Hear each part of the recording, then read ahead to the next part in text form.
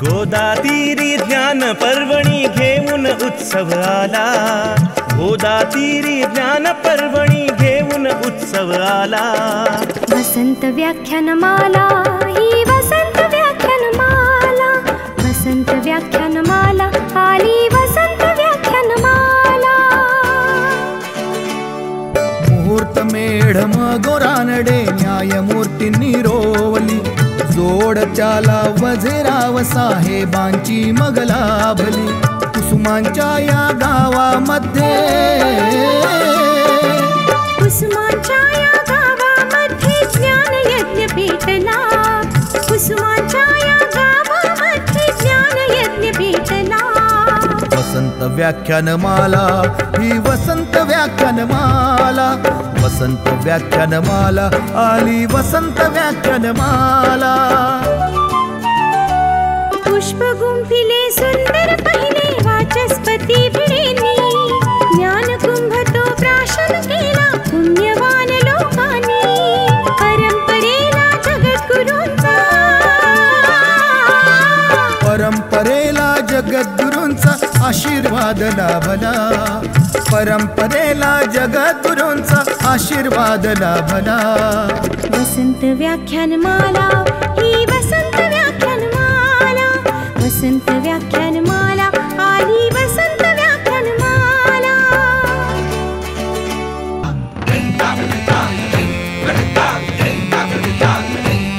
अहो देव मामलेदार पटांगण फुलू फुलू लागले, लोकहिताला शिलेदार ही निस्वार्थी लाभले। खडतर होता मार्ग तरी पण, खडतर होता मार्ग तरी पण सागर ना थांबला, खडतर होता मार्ग तरी पण सागर ना थांबला। वसंत व्याख्यानमाला ही वसंत व्याख्यानमाला, वसंत व्याख्यानमाला आली वसंत व्याख्यानमाला। गांधी नेहरू सरोजिनी अंधोंडो केशव कर्वे, स्वप्न दिले स्वातंत्र्यवीरांनी स्वतंत्रतेचे नवे।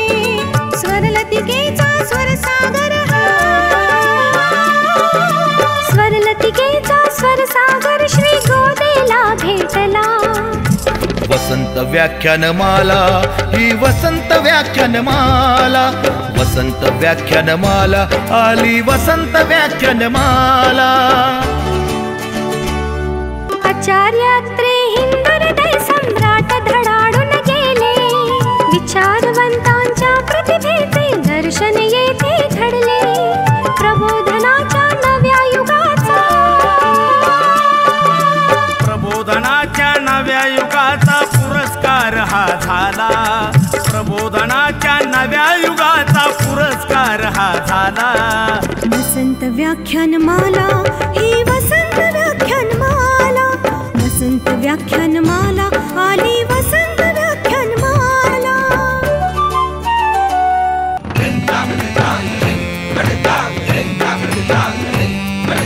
वैभवशाली परंपरेने शतक पार हे केले, लोकल होते स्वप्न रेशमी ग्लोबल आता झाले। कला गुणांचा संस्कारांचा, कला गुणांचा संस्कारांचा मंगलमय सोहळा, कला गुणांचा संस्कारांचा मंगलमय सोहळा। वसंत व्याख्यानमाला ही वसंत व्याख्यानमाला, वसंत व्याख्यानमाला आली वसंत व्याख्यानमाला। वसंत व्याख्यानमाला ही वसंत व्याख्यानमाला, वसंत व्याख्यानमाला ही वसंत व्याख्यानमाला, वसंत व्याख्यानमाला ही वसंत व्याख्यानमाला, वसंत व्याख्यानमाला ही वसंत व्याख्यानमाला।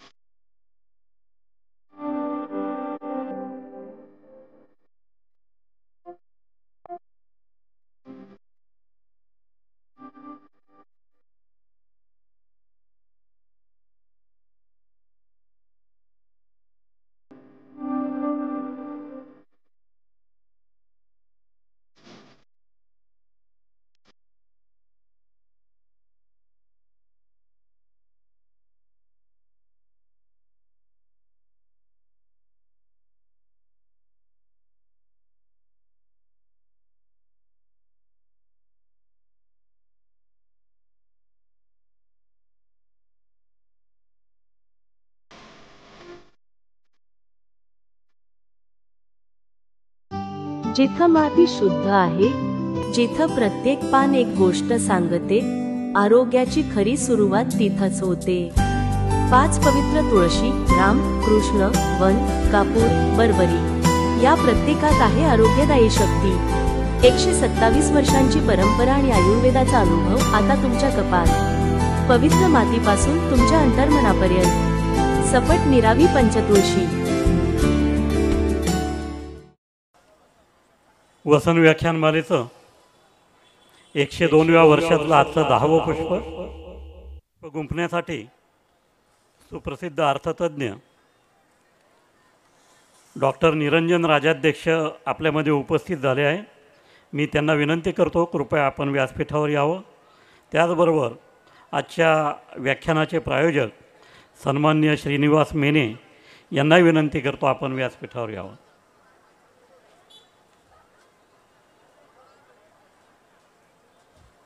आजचं पुष्प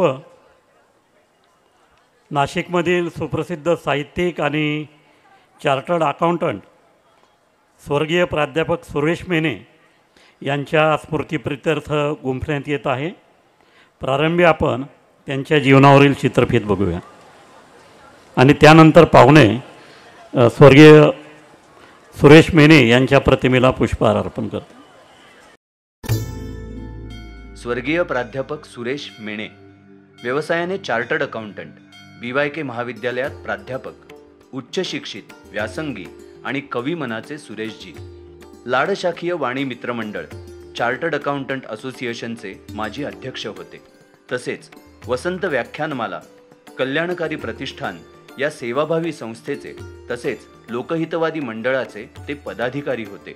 नाशिक कवी या संस्थेचे ते सलग 13 वर्ष अध्यक्ष होते. समाजकार्य हा त्यांचा स्थायी भाव होता.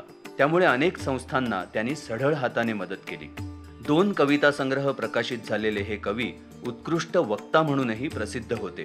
दासबोध, पसायदान, हरिपाठ या विषयांवर अनेक प्रवचने आणि भाषणे देऊन या प्रांतातील श्रेष्ठत्व त्यांनी प्रस्थापित केले होते. दूरदर्शनवर निर्माता, दिग्दर्शक आणि अभिनेता म्हणून त्यांनी तुझं नी माझं जमेना ही सलग 13 भागांची मालिका सादर केली होती आणि त्या काळात ती अतिशय गाजली होती. गिरणा गौरव पुरस्कार, विद्याभूषण पुरस्कार, आदर्श शिक्षक पुरस्कार अशा अनेक पुरस्कारांनी ते सन्मानित झाले होते. व्यासंगी आणि कवी मनाच्या प्राध्यापक सुरेश मेणे यांना वसंत व्याख्यानमाला नाशिक मानाचा मुजरा करीत आहेत.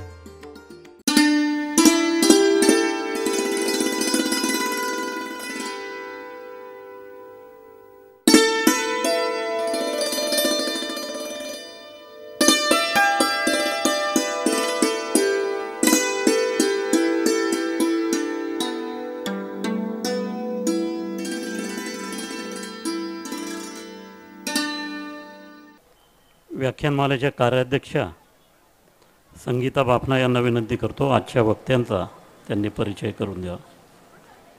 सर्वांना नमस्कार.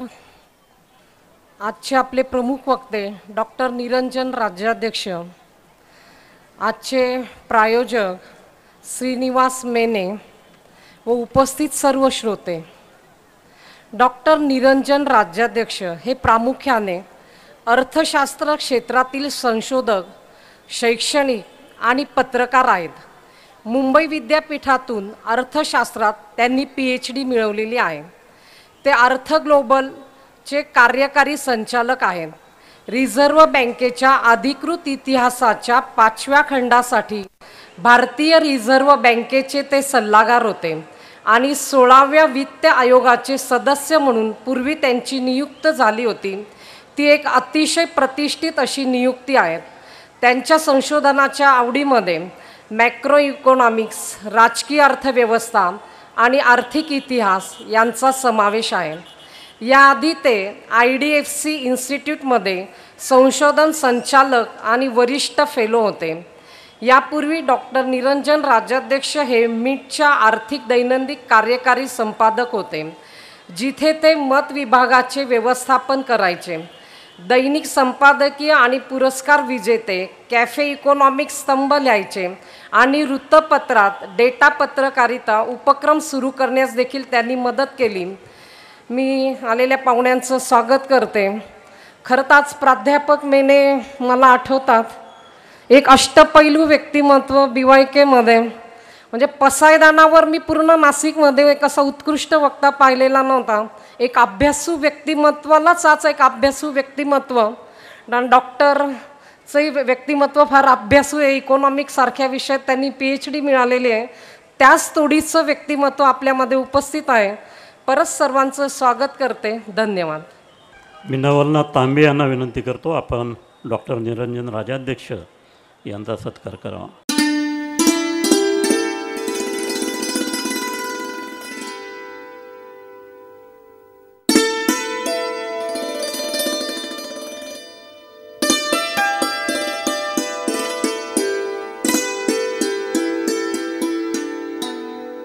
श्रीनिवास मेने यांचा सत्कार रमेश खापरे करतील.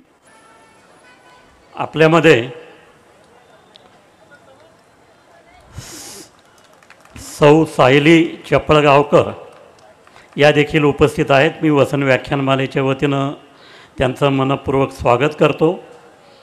डॉक्टर राजाध्यक्ष यांच्या त्या सुविद्य पत्नी आहेत आणि त्यांची विशेष ओळख म्हणजे निस्पृह न्यायमूर्ती म्हणून ज्यांची सगळीकडे ओळख आहे असे स्वर्गीय नरेंद्र चपळगावकर यांच्या त्या सुकन्या आहेत. उद्या या ठिकाणी नाशिकच्या आनंद उद्योग समूहाचे चेअरमन उद्धव आहिरे यांचं व्याख्यान पहिल्या सत्रात होईल. उद्यमशीलतेची पेरणी यशाचे पीक हा त्यांच्या भाषणाचा विषय आहे.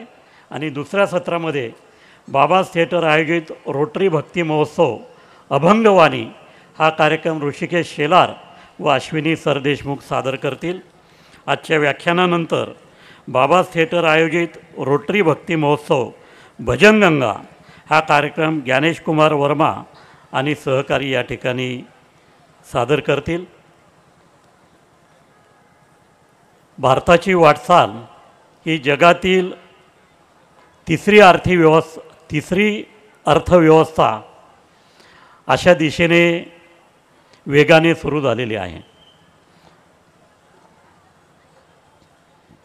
काही दिवसांपासून युद्धाचे ढग भारत आणि पाकिस्तानच्या दरम्यान दाटून आलेले होते. युद्ध सुरूही झालं होतं, परंतु आज सायंकाळी भारत आणि पाकिस्तान दोन्ही सरकारने सीज फायरची घोषणा केलेली आहे.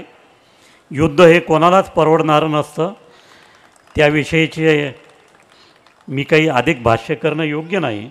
डॉक्टर निरंजन राजाध्यक्ष हे त्यावर अधिक प्रकाश जोड टाकतील. मी वसन व्याख्यानमालेच्या वतीनं पाहुण्यांचं पुन्हा एकदा स्वागत करतो आणि आजच्या व्याख्यानाला त्यांनी प्रारंभ करावा अशी विनंती करतो. धन्यवाद.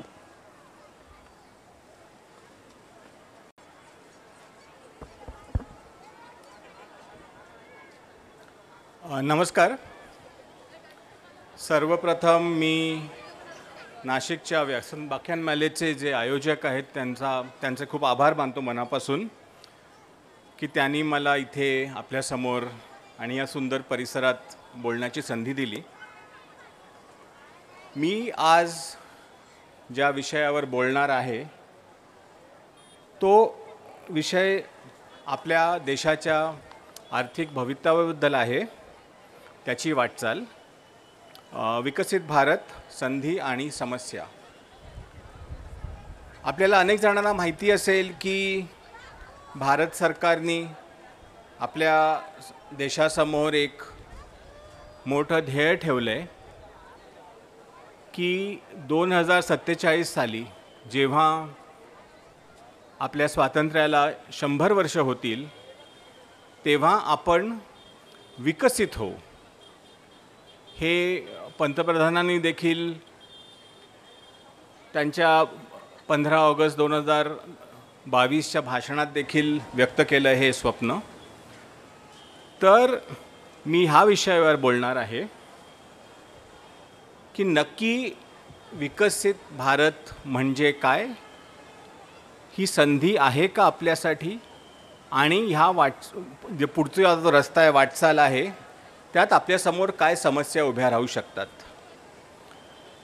मी एका वृक्ष विषयाचा अभ्यासक असल्यामुळे मी पॉवर पॉईंट प्रेझेंटेशन करणार आहे आणि बरंचसं डेटा दाखवणार आहे तुम्हाला. इथे कुठल्याही पक्षाच्या बाजूने किंवा त्याच्या विरोधात बोलण्याची माझा करायचं नाही आहे. मी फक्त आकडेवारी आपल्यासमोर तुम्हाला प्रेझेंट करणार आहे. तर पुढच्या पाऊण तास ते 1 तासात मी 4 मुख्य विषय हाताळणार आहे. अर्थातच विकसित भारत हा मोठा व्यापक विषय आहे. कदाचित 2-3 तास दिवसाचा परिसंवाद होऊ शकतो, पण आज मी मुख्यतः हे 4 विषय हाताळणार आहे. एक म्हणजे विकसित असण्याची व्याख्या.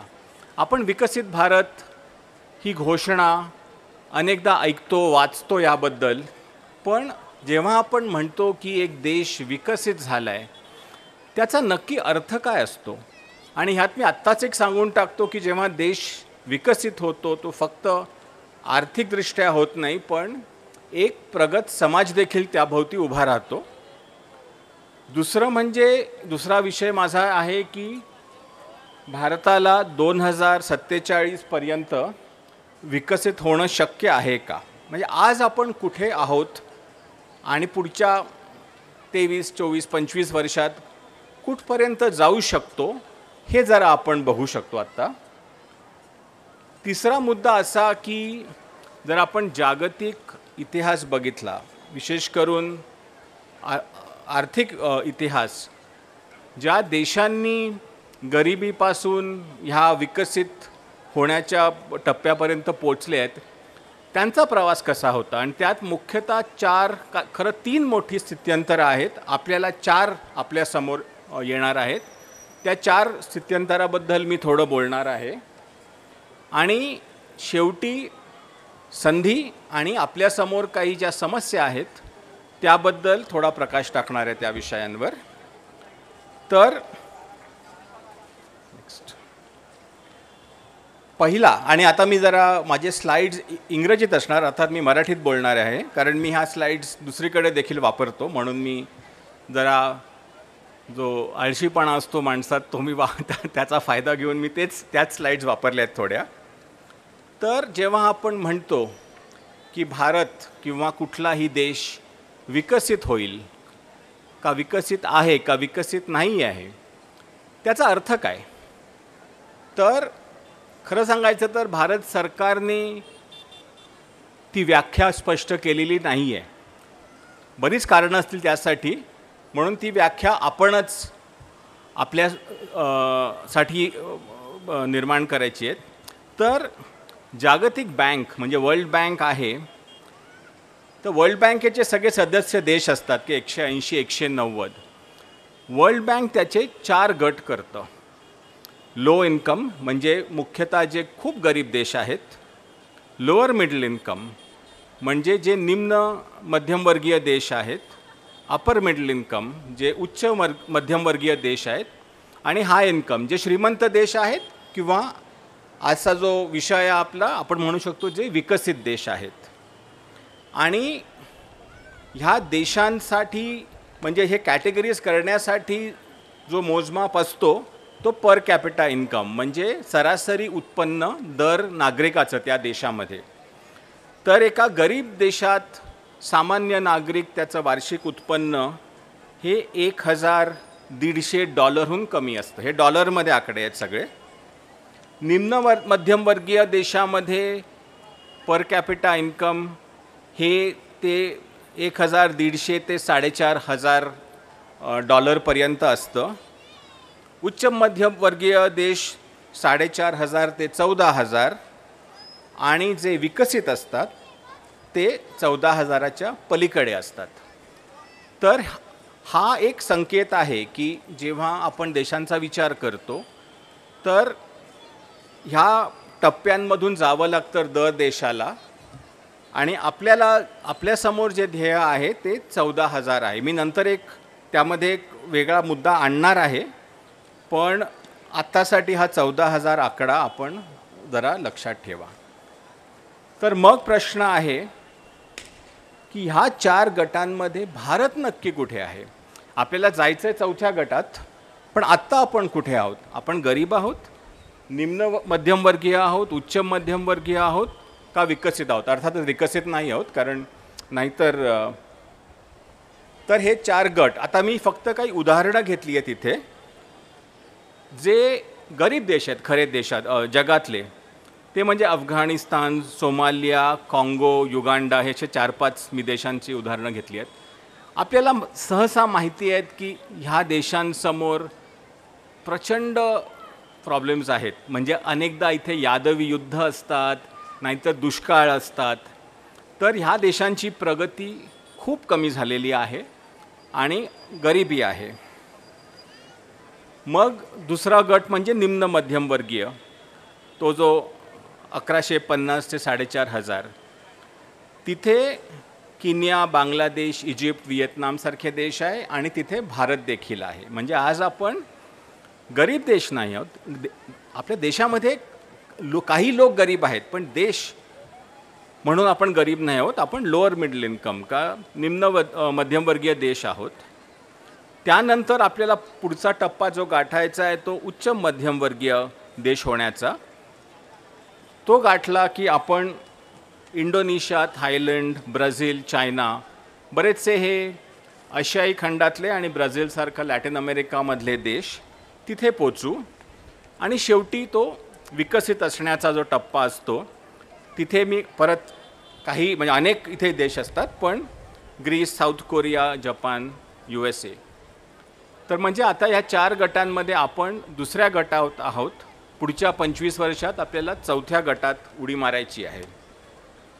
तर ह्या 2 टप्पे म्हणजे याचा अर्थ होतात की आपण लोअर मिडल इन्कमहून अपर मिडल इन्कमला जायचं आणि मग तिथून हाय इन्कमला. हे 2 उड्या आहेत. पहिली उडी ही माझ्या मते आपल्याला जमण्यासारखी आहे. माझा अंदाज आहे की हे दशक संपेपर्यंत किंवा कदाचित पुढच्या दशकातल्या पहिल्या वर्षात म्हणजे 2031 साली भारत हा निम्न मध्यमवर्गीय देश नसून उच्च मध्यमवर्गीय देश होईल. आपल्याला माहिती आहे की आत्ता या मागच्या 20-25 वर्षात आपल्या अर्थव्यवस्थेने खूप गती घेतली आहे. विशेष करून 1991 साली जे आर्थिक सुधारणा झाल्या, PV नरसिंहराव आणि मनमोहन सिंग या जोडीने ज्या आणल्या आणि त्यानंतर अर्थात वाजपेयीजींचं सरकार आलं, मनमोहन सिंगांचं आलं, आता नरेंद्र मोदींचं. ती गती आपली कायमच आहे. तर म्हणून 2030-2031 पर्यंत माझा खाजगी अंदाज आहे की भारत ही पहिली उडी सहज मारू शकेल. खरा प्रश्न येतो दुसऱ्या उडीचा की अपर मिडल इन्कम ते हाय इन्कम. तर आपण जर मागच्या 60 वर्षांचा जगाचा इतिहास बघितला तर अनेक देश हे या अपर मिडल इन्कम गटात येऊन अडकतात. त्याला आमच्या इकॉनॉमिक्समध्ये मिडल इन्कम ट्रॅप म्हणतात की तिथपर्यंत प्रगती होते आणि नंतर पुढे जाणं कठीण जातं. तर ह्या मागच्या 60-65 वर्षात म्हणजे 1960 नंतरचे मी आकडे बघितलेत, जेमतेम 15-16 देश हे अपर मिडल इन्कम टू हाय इन्कममध्ये गेलेत. त्यापैकी south Korea, Singapore, Israel, Spain, Poland असे काही देश आहेत. तर परत मी सांगतो की गट नंबर 2मध्ये आहोत. 2 ते 3 उडी माझ्या मते आपल्याला सहज मारता येईल आता. म्हणजे काहीतरी अगदी अनपेक्षित झालं तरच आपली ही प्रगती थांबू शकेल. आपण जर 5-6 वर्षांनी नाशिकच्या वसंत व्याख्यानमालेत कोणीतरी येईल आणि सांगेल की आता विकसित भारत किती जवळ आला आहे, पण त्या उच्च मध्यमवर्गीय देशाला विकसित होणं हे इतकं सोपं नसतं असा आपल्याला इतिहास सांगतो. तर काय करावं लागेल? तर सर्वात मोठं महत्त्वाचा मुद्दा आहे की आपली जी अर्थव्यवस्था आहे त्याचा वेग कायम ठेवावा लागेल आणि खरं सांगायचं कायमच नाही, पण तो वेग वाढवावा लागेल. आपण अनेकदा स्वस्तुतीच्या ह्याच्यात जातो आणि म्हणतो की भारता एवढा मोठा देश ह्या गतीने वाढत नाही आजच्या काळात, आणि हे खरं आहे. पण आपल्याला एक लक्षात घेतलं पाहिजे की जेव्हा जपान किंवा कोरिया किंवा चायना आपल्या पातळीला होते, म्हणजे आपल्यासारखे होते, तेव्हा त्यांचा आर्थिक वेग का अर्थव्यवस्थेची जी वाढ होती ती वार्षिक दर तो 8%, 9%, 10% होता. आपण 6.5% वाढतोय. तर मला वाटतं की हा 6.5% हा वेग चांगला आहे, पण तो वाढवला पाहिजे. तर सर्वात महत्त्वाचं म्हणजे इकॉनॉमिक ग्रोथ, म्हणजे आपली अर्थव्यवस्था कशी सातत्याने चांगल्या वेगाने वाढत जाईल पुढच्या 25 वर्षात, त्याबद्दल आपण विचार केला पाहिजे. तर मी एक छोटंसं उदाहरण दिलं आहे फक्त इथे, आणि असं लक्षात ठेवा की तो जे काळं जे सर्कल आहे ते तिकडे कोणीतरी एक चेंडू फेकतं आहे, आणि जितक्या वेगाने चेंडू फेकला जाईल तितका तो दूर जातो. तर आजच्या गतीने जर तो चेंडू फेकला तर भारत 2047 साली $15,000च्या सरासरी उत्पन्न म्हणजे पर कॅपिटा इन्कमपर्यंत पोचेल. म्हणजे त्या विकसित त्या गटामध्ये जेमतेम पोचू शकेल. पण जर तो वेग 8.5% झाला तर त्या 15,000चे 19% होतात, $19,000 होतात, आणि 9.5% झाला तर $23,000. म्हणजे काय की दरवर्षी 1% वाढला तर 25 वर्षात प्रचंड फरक होऊ शकतो. म्हणजे आपण ते गणितात पॉवर ऑफ कंपाऊंडिंग म्हणतो का, इवन इन्व्हेस्टमेंटमध्ये तसंच आहे. तर आता 15,000 म्हणजे आज चीन आहे तिकडे, 19-20,000 आज ग्रीस आहे तिथे, आणि 23-24,000 म्हणजे युरोपचे दुसरे देश. आता तुम्ही म्हणाल की ह्याच गतीने आपण तर पोचतो विकसित होण्याच्या टप्प्यापर्यंत, मग तुम्ही का म्हणालात की कठीण जाईल. आपण हे लक्षात ठेवलं पाहिजे की ह्या 25 वर्षात बाकीचे देश देखील कुठल्या तरी गतीने वाढत राहतील. म्हणजे आज जे विकसित असण्याचा जो मार्क आहे 14,000, तो कदाचित 25 वर्षांनी पुढे सरकेल, कारण ते देश देखील पुढे सरकतील. तर म्हणून आपल्याला सर्वप्रथम आपल्या अर्थव्यवस्थेची गती वाढवली पाहिजे. आणि कशी हा मुद्दा आहे वेगळा. फक्त मला एकच म्हणायचं आहे की मला अनेकदा लोक विचारतात की तुम्ही अर्थशास्त्रातले लोक सगळ्याचा मोजमाप पैसे वापरून का करता, की इकॉनॉमिक ग्रोथ, पण तो म्हणजे त्यातून सगळ्यांचा फायदा होईल का, विषमता वाढेल का, पर्यावरणाचं काय, हे सगळं मान्य आहे मला. पण जोपर्यंत तो केक मोठा होत नाही तोपर्यंत त्याचे भाग कसे करायचे हा प्रश्न नंतर आपल्याला विचार करावा लागेल. आणि दुसरं, आपण जर कुठेही आणि अनेक जण आपण जगात फिरत देखील असाल की जे देश त्यांची आर्थिक परिस्थिती चांगली असते का, जे प्रगत असतात, त्यांचे अनेक दुसरे प्रश्न पण म्हणजे हे कमी असतात. म्हणजे तिथे शिक्षण व्यवस्था चांगली असते, हेल्थ सिस्टम चांगली असते, रस्ते चांगले असतात, लोकांना चांगली घरं असतात, नोकऱ्या असतात. तर आपण एकदा आर्थिक प्रगती आपल्याला मिळाली तर त्या प्रगतीचं काय करायचं हा आपल्या देशाचा प्रश्न आहे, राजकीय पक्षांचा प्रश्न आहे. पण जोपर्यंत प्रगतीच नाही तोपर्यंत आपण हे विचारच करू शकत नाही. म्हणून माझं मत आहे की जर आजच्या म्हणजे या मागच्या 20 वर्षात का 10 वर्षात जी गती आहे ती चांगली आहे, पण ती कशी वाढवावी हा विचार सगळ्यांनीच केला पाहिजे. आता ह्यानंतर मी जे म्हणालो की आपण जर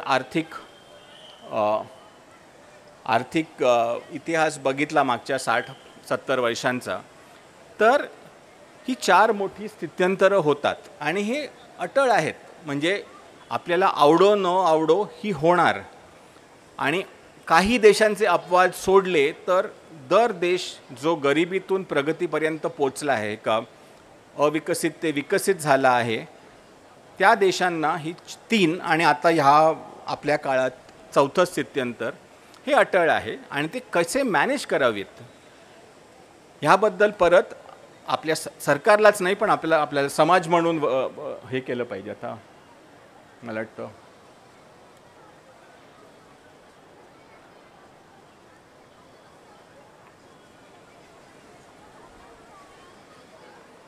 अच्छा, तर पहिलं मोठं स्थित्यंतर म्हणजे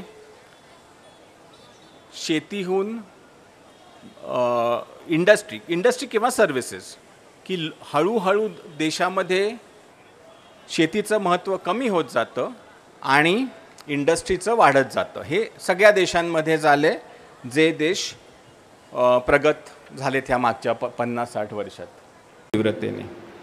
आणि मी म्हणालो की एक चौथा नवीन बदल आहे आणि तो कुठला, तो म्हणजे आज जे क्लायमेट चेंज आपल्यासमोर जे संकट आहे जगापुढे, तर बाकी सगळे देश जे पुढे गेले त्यांना पर्यावरण हे इतकं महत्त्वाचं नव्हतं. आज आपल्याला म्हणजे मी इंग्लिशमध्ये ब्राऊन टू ग्रीन म्हटलं आहे, पण जुनी जी पद्धत होती ऊर्जा निर्माण करण्याची किंवा प्रवासाची किंवा कारखाने चालवण्याची, ती आज चालणार नाही. तर आपण आज क्लायमेट चेंजच्या युगात आहोत. तर भारतासमोर एक महत्त्वाचा बदल आहे जो मॅनेज करायचा असेल, तर तो म्हणजे क्लायमेट चेंजचा. तर मी ह्याच 4 हे जी स्थित्यंतर आहेत, बदल आहेत, त्यांच्याबद्दल आता थोडं बोलणार आहे की भारत आज कुठे आहे आणि पुढे आपल्याला काय बदल होतील.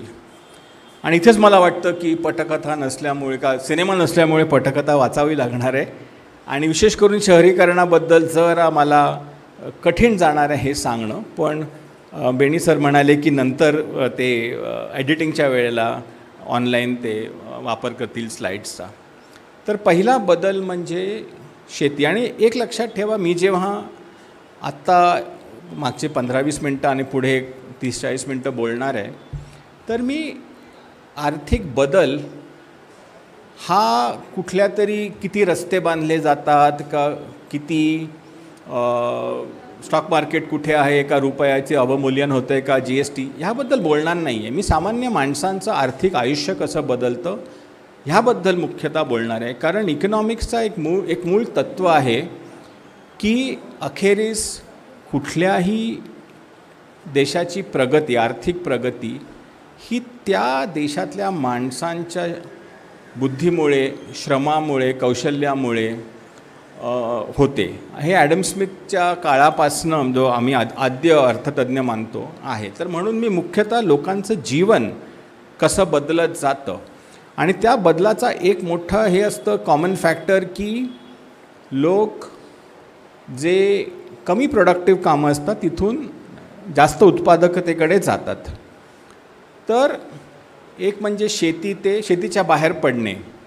तर 91 साली, आणि हे सगळे चार्ट्स होते पण आता तुम्हाला ऐकावं लागेल, 91 साली जेव्हा आपल्याकडे हे मोठे आर्थिक सुधारणा झाली, तेव्हा भारतामध्ये जो म्हणजे लोकसंख्या होती आपली, जे काम करतात लोक, त्यापैकी 62 का 63% लोक हे शेती किंवा शेतीला जोडलेल्या व्यवसायात असायचे.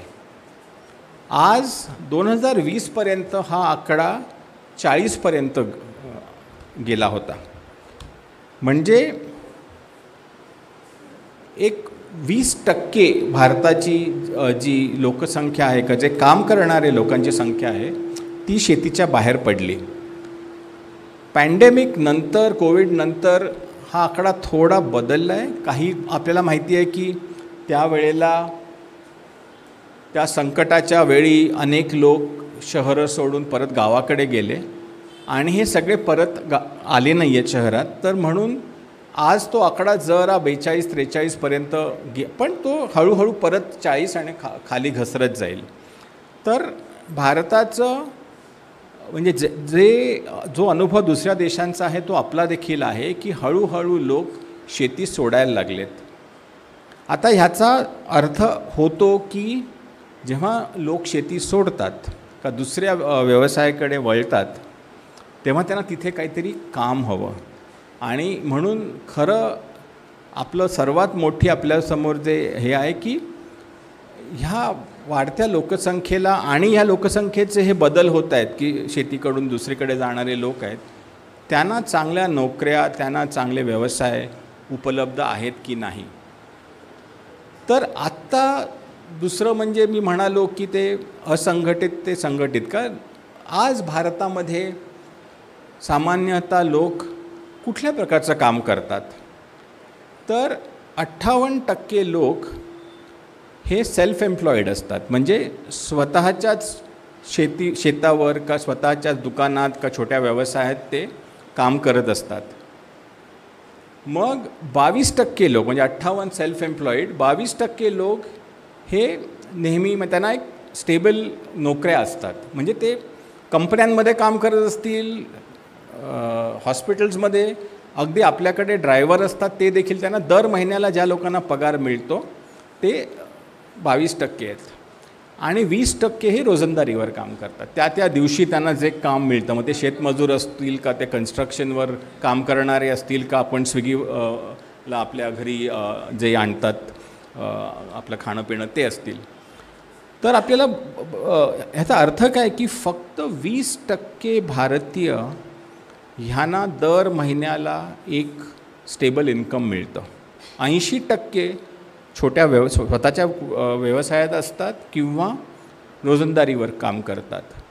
तर ती आर्थिक अस्थिरता असते, ती खूप असते लोकांच्या आयुष्यामध्ये आपल्याकडे. आणि हे फक्त भारत नाही, तर जर आपण परत त्या 4 गटांकडे गेलो तर एक गरीब देशामध्ये 80% लोक हे सेल्फ एम्प्लॉईड असतात.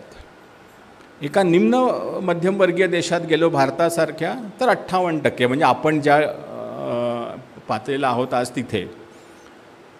जेव्हा देश पुढे होऊन उच्च मध्यमवर्गीय होतो तर ते सेल्फ एम्प्लॉईडचं प्रमाण खूप कमी होतं आणि 35%.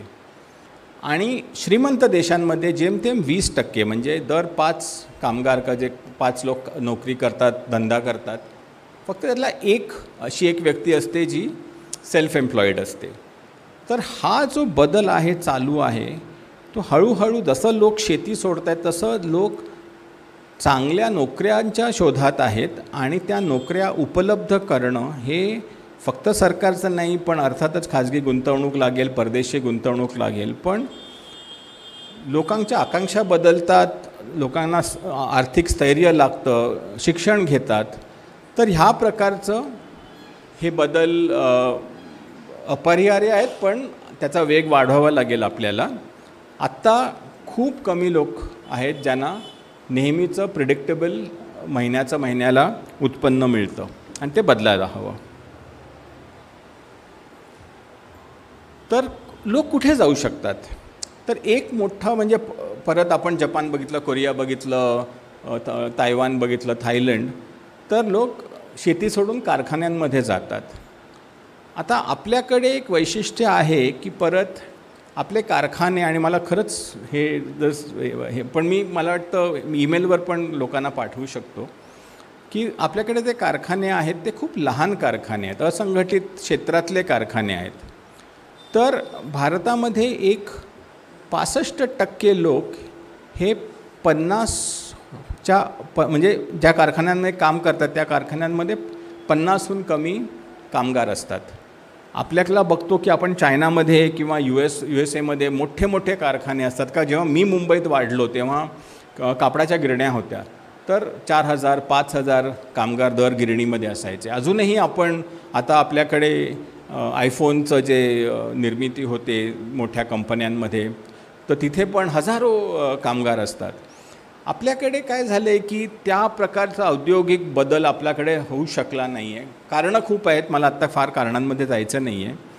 पण ह्या कारखान्यांचं काय असतं की ते लहान असतात फक्त नाही, पण दरवर्षी ते किती म्हणजे माझ्याकडे जर 15 कामगार असतील तर मी जास्तीत जास्त 2 वाढवू शकेन. मी काय 2000 कामगारांना घेऊ शकणार नाही. तर ते जे लोक आज शहरांकडे येत आहेत, शेती सोडून येत आहेत, त्यांना स्टेबल नोकरी हवी आहे, त्यासाठी मोठे कारखाने, मोठे ऑफिसेस, तुम्ही इन्फोसिसमध्ये आहात, इन्फोसिसमध्ये काय 2-3 लाख लोक असतील, तर त्या प्रकारच्या कंपन्या, त्या प्रकारच्या, म्हणजे ते खाजगी क्षेत्रात असू शकतात का सरकारी क्षेत्रात, त्याबद्दल नाही, पण हा एक दुसरा ही मोठी समस्या आहे की जे लोक आता नवीन आकांक्षा आहेत त्यासाठी आपण त्या प्रकारची अर्थव्यवस्था निर्माण करतोय की नाही. अजून एक खूप मोठी समस्या आपल्याकडे आहे की आपल्याकडे, आणि हे सामाजिक प्रश्न आहे खरा, की आपल्याकडे खूप कमी बायका घराच्या बाहेर पडून कुठल्या तरी व्यवसायामध्ये किंवा नोकरीमध्ये गुंततात. आपल्याला म्हणजे आम्ही इकॉनॉमिक्समध्ये लेबर फोर्स पार्टिसिपेशन म्हणतो की जर 15 ते 60 ह्या वयोगट घेतलं तर त्यातले किती लोक नोकरी करतात, किती लोक बाहेर जाऊन काम करतात. तर आपल्याकडे 2024 साली एक 75 ते 80% पुरुष हे कुठलं तरी काम करतात बाहेर, आणि जे करत नाहीत ते बरेचसे कुठल्या तरी शिक्षण घेत असतात. म्हणजे ते, कारण मी 15 ते 60 धरलं तर अर्थात अनेक मुलं शाळेत राहतात, कॉलेजमध्ये राहतात. तर हा झाला पुरुषांचा आकडा, म्हणजे 75 ते 80%. बायकांचा काय असेल आपल्याला अंदाज आहे? 20 ते 22%. परत कोविडमुळे थोडा त्यात वाढ झाली आहे, खूप वाद आहेत त्यात, मी पडत नाही. तर म्हणजे 85 आपण अगदी धरू 75% पुरुष काही ना काही आर्थिक व्यवसाय करत असतात, 25% बायका. आणि म्हणजे खरं आपण जर जगातले दुसरे देश बघितले, हा फरक दर देशामध्ये असतोच, कारण बायकांना घरकाम असतं, म्हणजे असावं की नाही माहीत नाही, पण अनेक बायकांचं आयुष्य कठीण असतं जास्त पुरुषांपेक्षा, असं माझं मत आहे. पण तिथे देखील चीन वगैरेमध्ये 50-60% बायका घराच्या बाहेर पडून नोकऱ्या करतात का व्यवसाय करतात. आपल्याकडे फक्त 20-25%. आपण म्हणजे सौदी अरेबिया आणि अफगाणिस्तान ह्या लेवलला आहोत, आणि हे बदलायलाच हवं. म्हणजे त्यात एक म्हणजे सामाजिक समता वगैरे तो महत्त्वाचा भाग आहेच, पण शेवटी आपण एकदा मान्य केलं की शेवटी आर्थिक प्रगती ही लोकांमुळे होते. आर्थिक प्रगती ही रस्ते बांधून, पायाभूत सुविधा देऊन का मोबाईल फोननी होत नाही. लोक त्या सगळ्याचा वापर कसं करतात. आणि जर तुम्ही तुमचा निम्मा म्हणजे तुमचा समाज आहे, म्हणजे ज्या स्त्रिया आहेत त्यांना तुम्ही जर घरामध्ये कोंडून ठेवलं तर कसा देश प्रगत होणार. तर मला वाटतं हा एक अजून एक मोठी समस्या आहे माझ्या मते. तर त्याबद्दल आपण सगळ्यांनी विचार केला पाहिजे. मी परत म्हणतो की चार्ट्स असते तर मला वाटतं कदाचित तुम्हाला जास्त हे नीट समजावू शकलो असतो. आता परत नोकऱ्या, हे आर्थिक बदल, ह्यासाठी शिक्षण खूप महत्त्वाचं असतं, आणि स्किल्स. ॲक्च्युली तुम्ही जर बघितलं नवीन जे शैक्षणिक धोरण आहे ह्याने ह्या विषयावर खूप विचार केला. आता 1920 आणि 2020 आणि मग परत 2023-24मध्ये 2 आली ते. तर एकेकाळी काय असायचं की भारतामध्ये मुलं मुली ह्या विशेष करून शाळेत जाणं हे कमी असायचं प्रमाण. अगदी 1999च्या सुमारास देखील स्कूल एनरोलमेंट रेशो की 14 ते 18 वयोगटातली मुलं किती शाळेत आहेत. तर 1999 साली जेमतेम 40-45% मुलं मुली त्या वयोगटातली, म्हणजे सेकंडरी स्कूल, ती शाळेत होती. आज हे 85%-90% झाले. प्राथमिक शिक्षण तर 100% मुलं शाळेत जातात. तर आपल्याकडे आता शाळेला न जाणं का आईवडील शाळेला न पाठवणं हा प्रश्न राहिला नाही आहे. हे जे बदल होतात, पण त्याबरोबर आपल्या शाळा देखील सुधारल्या आहेत. म्हणजे तुम्हाला आश्चर्य वाटेल, पण मी परत स्त्रियांचाच उल्लेख करतो की मुलींचे टॉयलेट्स शाळेमध्ये, प्रथम नावाची जी संस्था आहे ती दरवर्षी एक उत्तम annual survey of Indian schooling असं ते करते. तर प्रथमच्या त्या जे हे असतात सर्वे असतात त्यात आहे की 2010 साली 32% शाळांना गर्ल्स टॉयलेट्स नव्हत्या. आज तो आकडा कमी झाला आहे. आता फक्त 10% शाळांमध्ये चांगल्या म्हणजे मुलींना चांगले टॉयलेट्स नाही आहेत. टॉयलेट्स नसलं तर मुली कशा येणार शाळेत? तर सांगायचा मुद्दा असा की शाळेतलं इन्फ्रास्ट्रक्चर सुधारलं आहे. अनेक शाळांमध्ये तर कम्प्युटर यायला लागले आहेत. वीज तर सगळ्या शाळांमध्ये आहे. पिण्याचं पाणी मिळतं. मुलं शाळेत जात आहेत. शाळांमध्ये थोडा म्हणजे गुंतवणूक झाल्यामुळे इन्फ्रास्ट्रक्चर बदललं आहे. पण मुलं शाळेत नीट शिकत नाही आहेत. तर मी प्रथमच्याच जे सर्वे आहे त्यातले काही आकडे तुम्हाला देतो. परत हे 14 ते 18 वयोगट म्हणजे प्राथमिकच्या पलीकडे सेकंडरी एज्युकेशनमध्ये जी मुलं आहेत सेकंडरी शाळेत. तर प्रथम मी दरवर्षी त्या म्हणजे काही शाळांमध्ये जाऊन त्या मुलांशी बोलून त्यांचे थोडेफार त्यांना प्रश्न विचारून हे सर्वे करतं. तर 14 ते 18 लक्षात ठेवा, 4 पैकी फक्त एक मुलगा का मुलगी हे दुसरीतलं पाठ्यपुस्तक वाचू शकते त्यांच्या मातृभाषेत का त्यांच्या प्रादेशिक भाषेत. तर म्हणजे इंग्लिशमध्ये मी लिहिलं आहे 1 in 4 students can not read a standard two textbook in their regional language. म्हणजे आपण जे म्हणतो की शिक्षणाचं पहिलं आहे की आपल्याला वाचता आलं पाहिजे, लिहिता आलं पाहिजे.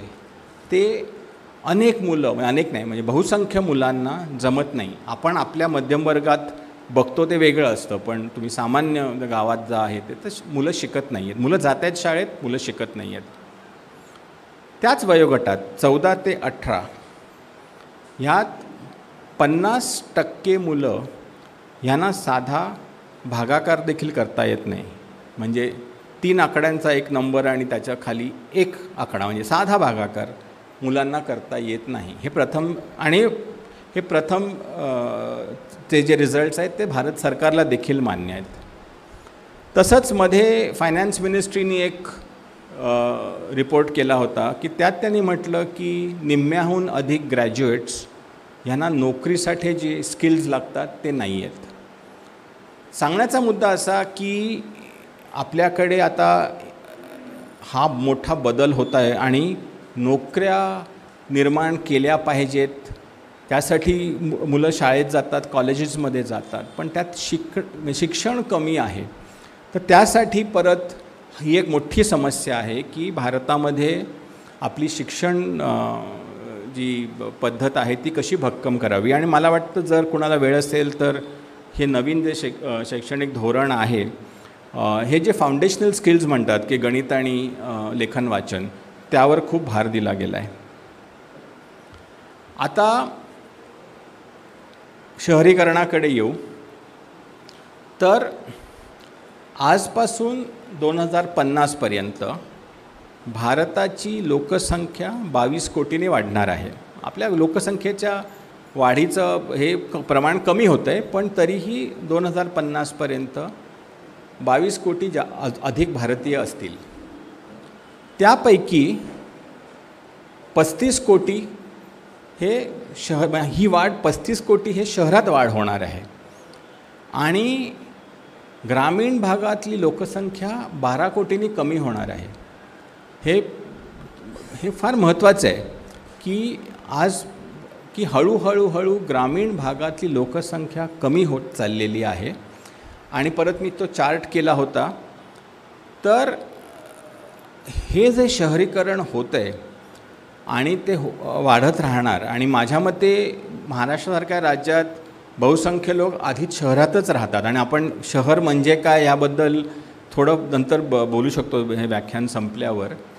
आणि आपल्याकडे नवीन आकडेवारी नाही आहे कारण आपली जी जनगणना असते दर 10 वर्षी ती ह्या वेळेला 2021 साली होऊ शकली नाही. म्हणून नक्की भारतात शहरीकरणाचं प्रमाण हे कुणालाच माहीत नाही आहे. पण अंदाज जे लावतात त्याप्रमाणे महाराष्ट्रातल्या 50%हून अधिक लोक आज शहरात राहतात. तर हळूहळू जर शहरीकरण होणार असेल, ग्रामीण लोकसंख्या कमी होणार असेल तर मग हे शहरीकरण आपण कसं मॅनेज करतो हे खूप महत्त्वाचं आहे. आणि आपण परत जर कोणीही परदेशी गेलं असेल की त्यांची शहरं आणि आपली शहरं ह्यात फरक म्हणजे उघड असतो. आणि आज आपल्या शहरांमध्ये म्हणजे सावळा गोंधळच असतो. कुठल्याही शहराचा मी मुंबईत राहतो, तर हे शहरीकरण कसं मॅनेज करायचं ही एक मोठी समस्या आहे. आणि इथे मी 1-2 नकाशे काढले होते मुंबईचे. 91 सालचा नकाशा आणि 2014चा नकाशा. आता माझे शब्द ऐकावे लागतील तुम्हाला, पण मुंबई शहर जे मुंबई महानगरपालिकेचे जे बाउंड्रीज आहेत ते शहर आता त्या बाउंड्रीच्या पलीकडे गेलं आहे. कल्याण, डोंबिवली, नवी मुंबई, पनवेल ह्या भागांमध्ये खूप आता लोकसंख्या वाढत चालली आहे. माझ्या मते नाशिकमध्ये हेच असेल की नाशिकचे जी सीमा आहे नाशिक महानगरपालिकेची, आज नाशिक शहर त्याच्या पलीकडे गेलं आहे. पुण्यात आपण हे बघतो, छत्रपती संभाजीनगरमध्ये बघतो, नागपूरला झालं आहे. याचा अर्थ की शहर हे म्हणजे म्युन्सिपॅलिटी वेगळी आणि शहर हे एक जिवंत जे एक समाज असतो तो वेगळा. आणि आता आपल्याला शहराच्या प्लॅनिंगच्या पलीकडे रिजनल प्लॅनिंगकडे गेलं पाहिजे. जर कुणाला नंतर मी दाखवू शकतो हे तुम्हाला नकाशे मी काढलेले. हे सॅटेलाईट आमची जी संस्था आहे ती आम्ही सॅटेलाईटचा वापर करून शहरं कशी वाढली त्याचा अभ्यास करत असतो बऱ्याचदा सरकारसाठी. तर मुंबईचे हे 2 मी नकाशे इथे दाखवणार होतो, पण ठीक आहे. तर हे झाले सगळ्या ज्या देशांमध्ये होतं ते, की एक म्हणजे शहरीकरण होतं आहे, लोक शेती सोडून दुसऱ्या व्यवसायांकडे जात आहेत. त्यामध्ये आपल्याकडे समस्या अनेक आहेत, ज्या म्हणजे मुलं शिकत नाही आहेत, ज्यांना नोकऱ्यांसाठी जे स्किल्स लागतात ते नाही आहेत. बायकांचे आणि मुलींचे प्रश्न आहेत. पण आता आपल्या ह्या काळामध्ये एक चौथा मोठा बदल जो क्लायमेट चेंजचा आहे त्याबद्दल मी थोडं बोलणार आहे, कारण ही मोठी समस्या आहे. कारण आत्तापर्यंत जे देश प्रगत झाले त्यांना हा प्रश्न त्यांच्यासमोर नव्हता. अगदी चीनच्या समोर देखील नव्हता, आपल्यासमोर आहे. तर मी 2-3च तुम्हाला ठळक मुद्दे तुमच्यासमोर मांडणार आहे क्लायमेट चेंजबद्दल. तर पहिला असा की आपल्याला माहिती आहे की आपल्या देशात मोठा समुद्रकिनारा आहे आणि जर समुद्राची पातळी वाढली तर 170 दशलक्ष भारतीय हे त्या किनारपट्टीवर राहतात. म्हणजे 17 कोटी. म्हणजे आज आपण ठरलं की आपण 140 कोटी आहोत, तर 15% भारतीय हे त्या समुद्रकिनाऱ्याच्या वर राहतात. आणि तिथे क्लायमेट चेंजमुळे पाण्याचं पातळी वाढली किंवा वादळांचं प्रमाण वाढलं, पावसाचं हे वाढलं तर हा मोठा प्रश्न आहे. तर आणि ह्यात आपली मोठी शहरं देखील आहे, मुंबई, चेन्नई, कलकत्ता, विशाखापट्टणम.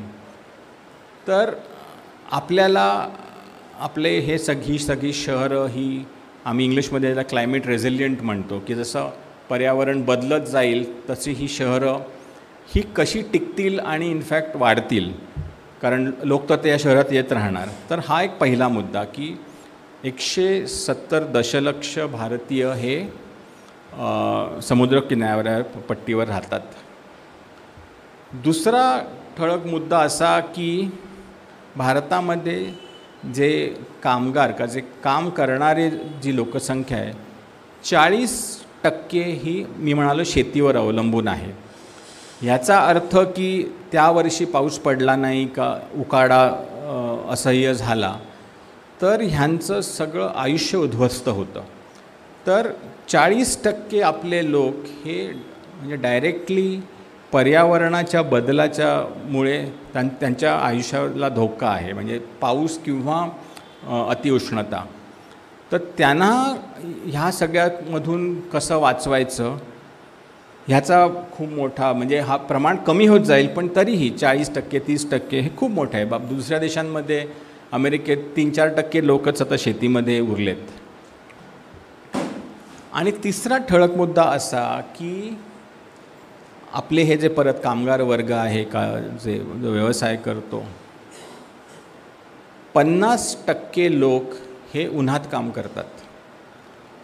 म्हणजे त्यामध्ये शेतकरी आले, शेतमजूर आले, जे कन्स्ट्रक्शन साईट्सवर काम करतात, ज्याला आपण गिग वर्कर्स म्हणतो, स्विगी वगैरे आपल्या बाईक्सवरनं आपल्याला सगळं पोचवतात, जे लहान सहान हातगाड्यावर काम करतात, आपले पोलीस अधिकारी, सरकारी नियंत्रणातले अनेक लोक. तर 50% लोक हे सरळ म्हणजे उन्हाळ्याच्या, विशेष करून उन्हाळ्याच्या महिन्यांमध्ये उन्हात काम करतात. आणि जसं आपले उन्हाळे जास्त तीव्र होत जात आहेत, ह्या लोकांना काम करणं हे खूप कठीण जातं आहे. आम्ही मध्ये एक सर्वे केला होता, आम्ही म्हणजे माझ्या संस्थेने परत भारत सरकारसाठी. तर मागच्या वर्षी जो हीटवेव आली उत्तर भारतात, तर आम्ही ज्या घरांमध्ये जाऊन प्रश्न विचारले त्यापैकी 30% लोक घरांमध्ये आम्हाला असं उत्तर मिळालं की होय, आम्ही ह्या हीटमुळे कमीत कमी ह्या मागच्या महिन्यात 2 दिवस कामाला जाऊ शकलो नाही कामावर. आणि आपण लक्षात घ्या, हे बरेचसे लोक हे गरीब असतात, रोजंदारीवर असतात, त्यांना 2 दिवस काहीही उत्पन्न न मिळणं हे खूप महत्त्व आहे. एवढंच नव्हे की इवन मोठ्या कंपन्या मेमध्ये अनेक मोठे प्रकल्प बंद होतात, कारण त्या उन्हामध्ये ते कामगार कामच करू शकत नाहीत. हे उन्हात. त्यानंतर आपण विचार करा की अनेक फॅक्टरीजमध्ये पंखे नसतात, AC नसतात. आपण सुखात AC मध्ये आपण जरा AC वाढव रे असं म्हणतो. पण हे जे आहे म्हणजे पर्यावरणात जो बदल होतो आहे तो ह्या प्रकारे होत राहिला तर आपली जी प्रगती होत चालली आहे ती काय थांबणार नाही. मी अजूनही म्हणजे मला वाटतं अजूनही की भारत हा शेवटी त्या टप्प्यावर पोचणार. पण त्या सगळ्या त्या प्रवासात हा जो नवीन आपल्यासमोर ही नवीन समस्या आहे क्लायमेट चेंजची, त्याबद्दल आपण सगळ्यांनी विचार केला पाहिजे.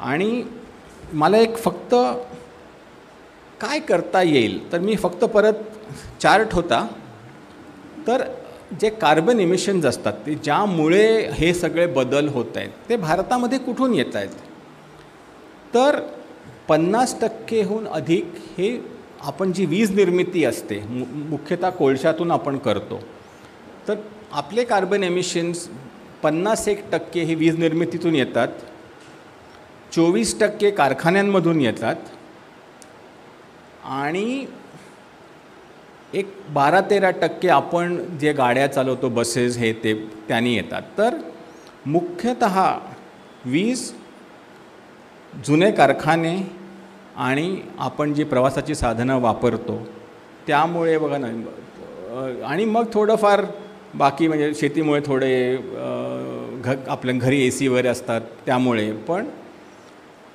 भारताला हा पुढच्या 20 वर्षात एक मोठा बदल केला पाहिजे की आपण कोळशातून सोलार आणि वायू वगैरे ह्या नवीन प्रकार का न्यूक्लिअर देखील ह्या नवीन प्रकारच्या जे इंधन आहेत तिथे आपल्याला जावं लागणार आहे. दुसरं म्हणजे कारखाने संपूर्णपणे बदलून त्यांची जी पद्धत असते ती बदलावी लागणार आहे. आणि हळूहळू पेट्रोलच्या गाड्या किंवा बसेस हे बदलून आपण इलेक्ट्रिक व्हेकल्सकडे जाऊ लागणार आहे. आणि हे कधीही हे सुरळीत होणार नाही, ह्यात थोडे धक्के लागणारच आपल्याला. तर ह्यासाठी आजपासून आर्थिक प्रगती आणि पर्यावरण हे जोडलेले आहेत विषय, हे आपण लक्षात घेतलं पाहिजे. 50 वर्षांपूर्वी असं मानलं जायचं की आधी आपण आर्थिक प्रगती करू, पैसे कमवून मग पर्यावरणाचा विचार करू. आज ते शक्य नाही. तर इथेच मी थांबणार आहे, पण फक्त परत जे म्हणालो ते की आपण ज्या गतीने चाललो आहे त्या गतीने आपण नक्कीच पुढे जात राहू. मी आशा नेहमीच असतो भारताबद्दल. पण आपल्याला ही काही जे बदल होत चालले ते कसे मॅनेज करायचे याबद्दल खूप खोलात विचार करावा लागेल. लोक शेती सोडतात तर त्यांना नोकऱ्या आहेत का? जर आपण नवीन कारखाने उभे करायचे तर असे लहान सहान कारखाने उभे केले पाहिजेत का मोठे? लोकांना आर्थिक स्थैर्य कसं मिळू शकेल? मुलं जी शाळेत जात आहेत का कॉलेजमध्ये त्यांना शिक्षण असं कसं मिळू शकेल ज्यात त्यांना नोकऱ्या मिळू शकतील? पर्यावरणाचा विषय आहे तो आपण कसा हाताळू? शहरीकरण कसं आपण चांगलं त्याचं नियोजन करू शकू? ह्या काही समस्या आहेत, त्याबद्दल उत्तरं आहेत, प्रश्न देखील आहेत, पण त्यासाठी मग अजून 2-3 तास लागतील. तेवढं तुम्हाला बोर करायचं नाही आहे, तर मी इथेच थांबवतो. परत तुम्ही इथे आल्याबद्दल धन्यवाद. पावसाचा कुणाच्याच आपल्या हातात नसतं.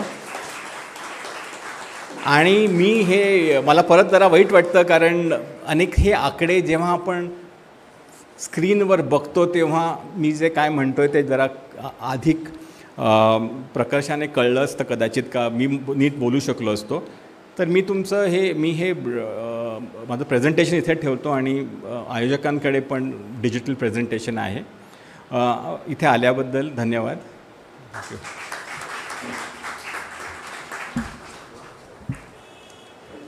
स्वर्गीय प्राध्यापक सुरेश मेने स्मृतिव्याख्यान 10वं पुष्प माननीय श्री निरंजन राजाध्यक्ष यांनी विकसित भारताच्या दिशेने वाटचाल, संधी आणि समानता या विषयावर आपलं माहिती आपल्याला या ठिकाणी दिलेली आहे. 4 टप्प्यामध्ये त्यांनी त्याचं वर्गीकरण केलं. काही तांत्रिक अडचण नंतर आली असेल त्याबद्दल दिलगिरी व्यक्त करतो, पण त्यांनी ज्या काही समस्या सांगितल्या त्या समस्यावर मात करणं आणि विकसित भारताच्या दृष्टिकोनातून जे काही उपाय सांगितले ते अंमलात आणणं हाच मुख्य उद्देश या व्याख्यानातील आहे असं मला वाटतं.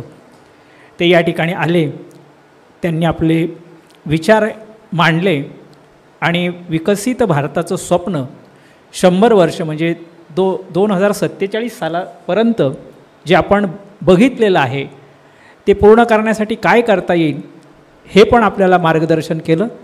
व्याख्यानमालेच्या वतीने मी त्यांचं ऋण व्यक्त करतो. त्याचप्रमाणे प्राध्यापक सुरेश मेने यांचं कुटुंबीय या ठिकाणी उपस्थित आहे, त्यांचंही मी त्या ठिकाणी आभार मानतो. उद्या